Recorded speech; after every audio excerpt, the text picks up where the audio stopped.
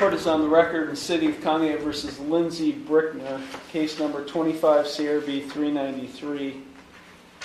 On December 4th, 2025, Ms. Brickner pled not guilty to one count of domestic violence, a first-degree misdemeanor. Today, this case is set for right out of the gate. This case takes an interesting turn. A first-degree misdemeanor for domestic violence is no joke.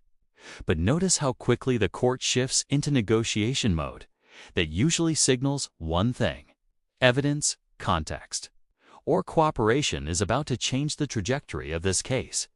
Keep watching, this won't end where it started. For a first pretrial conference. Ms. Brickner is present. She's accompanied by her attorney, Edith Jonas. Also present is Law Director John Lewis. Mr. Lewis, the court is in receipt of a pretrial report. Thank you, Your Honor.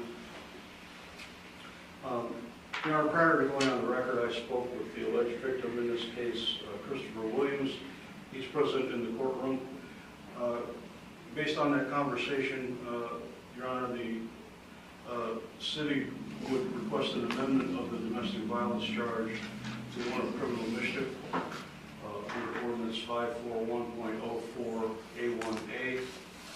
That would reduce the charge to a third-degree misdemeanor. With a plea to that amended charge, the city would recommend probation, whether we find the court would deem appropriate, along with the court costs of the case. Mr. Williams advised me that he is requesting a post. This is a massive legal pivot. The prosecution is downgrading a domestic violence charge to criminal mischief.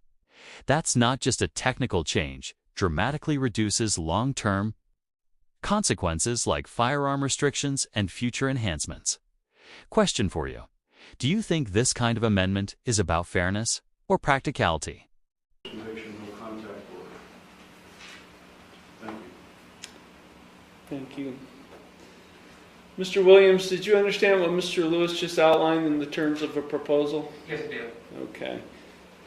Are you in favor of that proposed resolution? Yes, sir. Okay. And you are seeking a post-conviction no contact order? Yes, sir. Okay. Thank you. Ms. Jonas? Oh, that is our understanding of the agreement today. And Ms. Brickner, it's my understanding today that you wish to enter a guilty plea to an amended charge of criminal mischief, a third-degree misdemeanor. Is that what you wish to do today?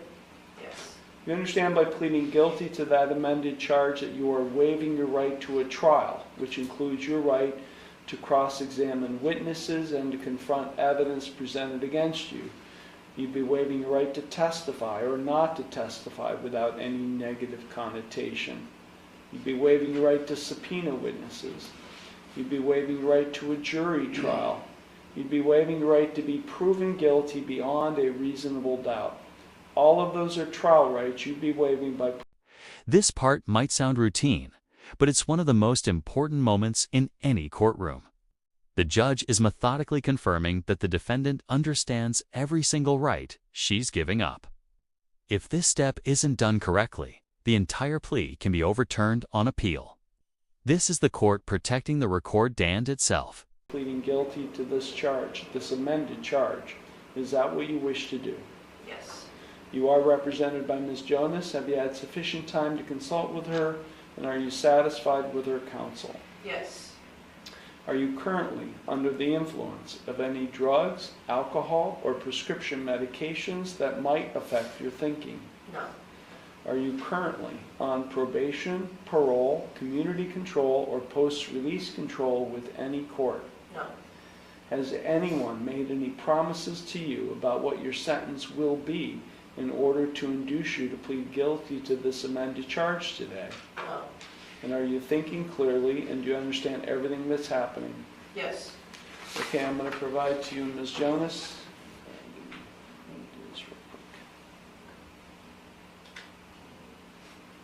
A written waiver of trial rights and right to a jury trial and acknowledgement of effective plea. If you find that document acceptable, you can sign in date at the bottom.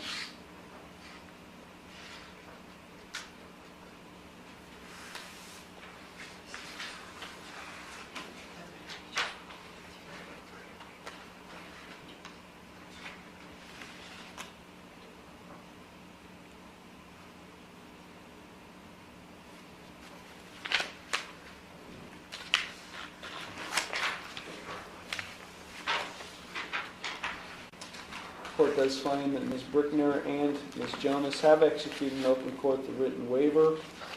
The court finds that the amendment is acceptable. I do find the defendant's plea of guilty to the amended charge of criminal mischief, a third-degree misdemeanor in violation of 541.05A1A of the Conneaut City Ordinances to be knowing, voluntary, and intelligent. The court will accept the guilty plea to the amended charge, and I will therefore...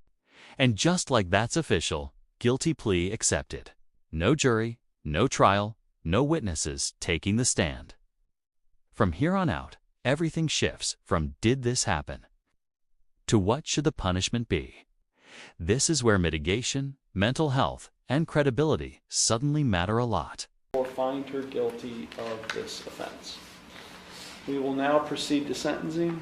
Ms. Jonas, is there anything you or your client would like to say in mitigation of sentence? Sir, I would indicate that my client is fine with the post-conviction no contact order.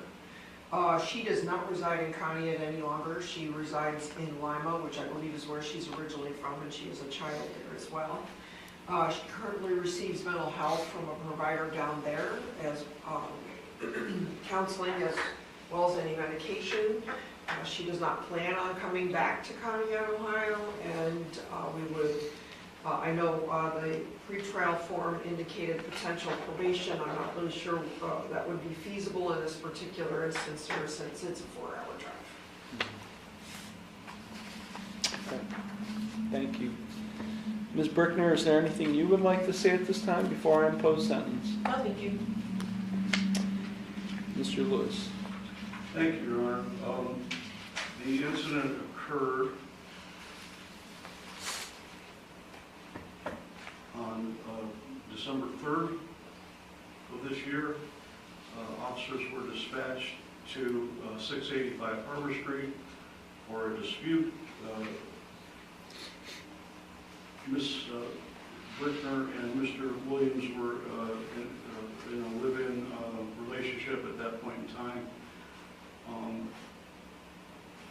Officers arrived and learned from Mr. Williams that Ms. Brickner had punched him in the face. Then he responded by pushing her off of the porch. Both people had like minor injuries as a result of this incident. The incident itself was captured on a doorbell camera, which officers viewed at the time of the incident on December 3rd when they arrived. And it was clear from the Ring doorbell video that Ms. Brickner was the one who initiated the physical contact. Here's the moment that likely shaped the entire outcome: video evidence.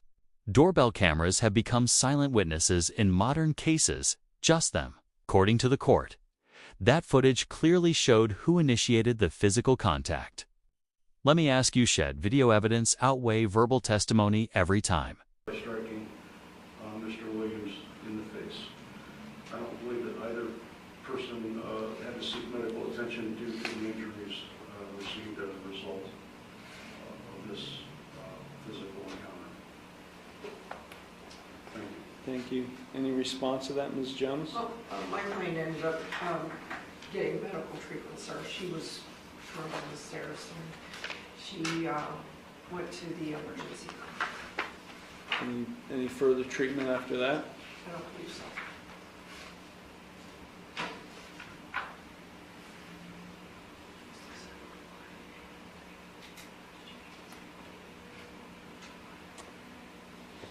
Okay. She was arrested on December 3rd, released with a personal recognizance bond on December 4th. Any objection to one-day jail credit, counsel? No objection.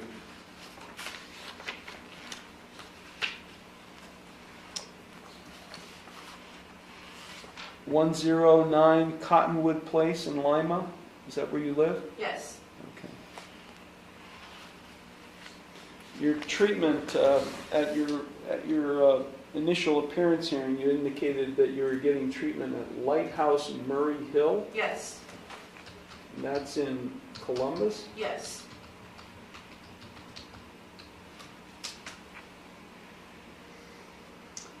That's an addiction recovery center, or is it, It's both.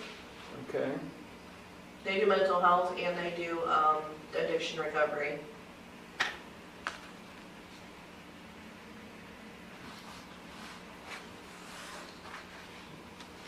Are you treating for both or just mental health? Just mental health. Okay.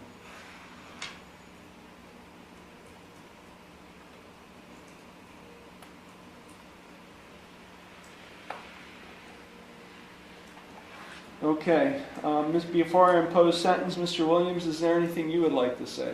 Yes, sir. I would like to say that our local hospital failed us.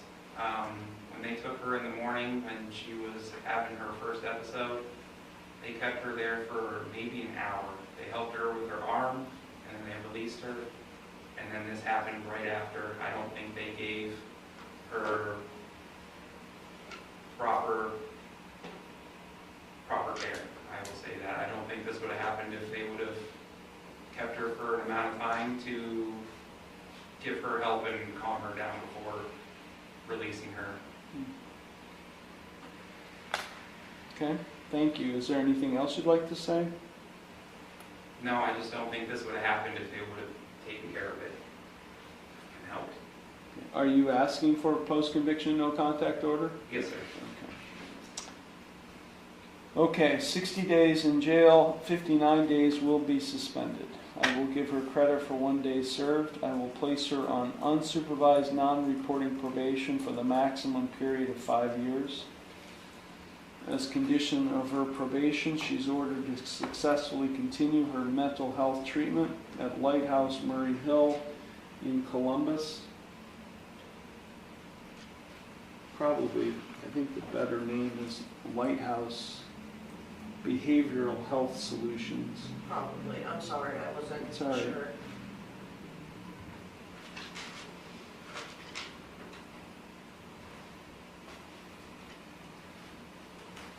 She is ordered to comply with any recommended course of treatment at Lighthouse and execute any necessary releases for our probation department to monitor. Is there any evidence of alcohol or drug use? Not listed in the report, Your Honor. Mr. Williams, any alcohol or drug abuse involved? No. I will therefore not order her at that as a condition of her bond. I am ordering that she have, pursuant to a post-conviction no contact order, she is not to have any contact with the victim, Christopher Williams, and to remain off the premises at 685 Harbor Street in Conneaut, Ohio. I'm imposing a $250 fine and court costs. I'm advising Ms. Brickner of her right to appeal, of her right to appeal without cost, of her right to have counsel appointed on appeal without cost, of her right to have documents provided or necessary to file an appeal without cost, and of her right to have a notice of appeal timely filed on her behalf. Ms. Brickner, the total fines and costs will be, I believe, $402. Do you need time to pay that? Yes, I do. How much time do you need to pay it in full? I'm confused on what you're doing here. So am I going to jail? Because if I'm going to jail, I'm going to need a while. No, you're not going to jail. This exchange says more than it seems. The defendant genuinely doesn't understand whether she's going to jail-land. That confusion is common. Even suspended sentences sound terrifying if you're not fluent in legal language. Final takeaway: probation, treatment, and no contact but no jail time today. Do you think the court struck the right balance here? Oh, okay. I'm sorry. I misunderstood No, it's all right. that. I suspended 59 days of jail. Appreciate that. Thank you. Okay. So yes, I'd say maybe a month, if that. Okay, I'll give you until the end of January. January 31st, 2026 to pay in full. I'm going to set this case for a payment review hearing after January 31st. You must come to this hearing if you have not paid in full. If I paid If in you full, paid in full, we will cancel the hearing.